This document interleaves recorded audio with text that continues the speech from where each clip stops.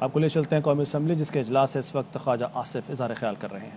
یہ کس کے حوالے ملک جو ہے کر دیا گیا ہے، وہ عوام کے ساتھ کون سا ظلم ڈھا رہا ہے؟ وہ 200 ارب ڈالر کہاں گئے؟ وہ 50 لاکھ نوکریاں کہاں گئی؟ وہ 1 کروڑ گھر کہاں گئے؟ کیا ہو رہا ہے اس ملک کے ساتھ؟ جناب والا، اگر یہ ایوان ہی نوٹس لے گا تو کون نوٹس لے گا؟ یو این او نوٹس لے گی اس بات کا؟ ہم لوگ رسپانسبل ہیں، ہم لوگ جو ہیں، ہماری ذمہ داری ہے کہ ہم اس چیز کا نوٹس لیں۔ اگر ہم نہیں نوٹس لیں گے جناب والا، آپ مجھے بتائیں کون نوٹس لے گا؟ اجلاس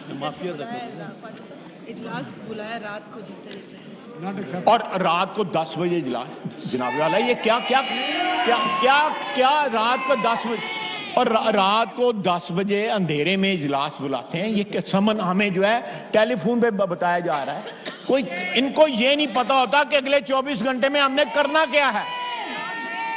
جناب ڈپٹی اسپیکر، میں بڑے ادب کے ساتھ کہوں گا کہ ان کو نہیں پتا ہوتا کہ اگلے 24 گھنٹے میں ہم نے حکومت نے کیا کرنا ہے۔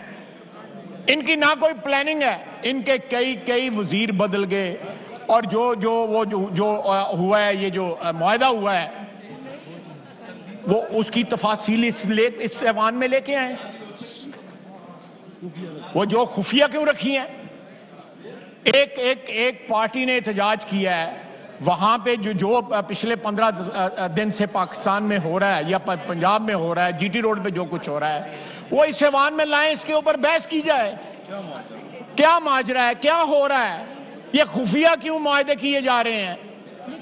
یہ ایوان جو ہے، یہ بالکل جو ہے اس کو مفلوج زدہ بنا دیا گیا ہے۔ کتنے لوگ شہید ہوئے؟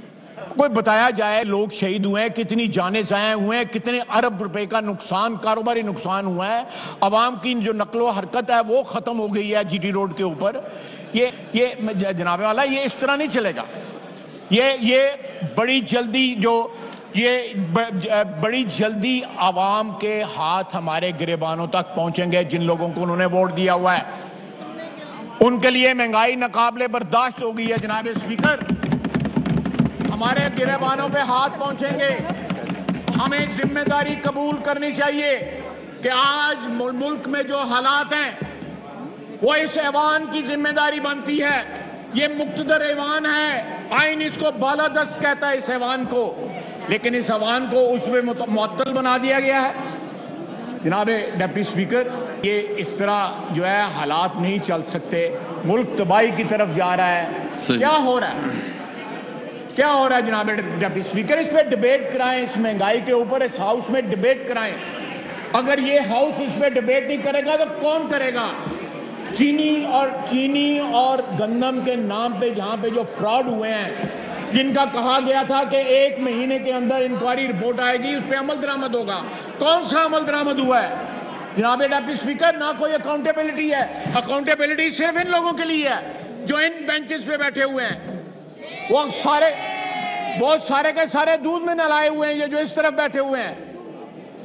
یہ زیادہ دیر سلسلہ نہیں چلے گا جناب، یہ قانون فطرت کے خلاف ہے، یہ زیادہ دیر نہیں چلے گا۔ اس وقت ملک کا وجود خطرے میں یہ موجودہ حکومت ڈال رہی ہے۔ کل تک جن کے دھرنوں میں جا کے بیٹھتے تھے، آج ان پہ گولیاں چلاتے ہیں۔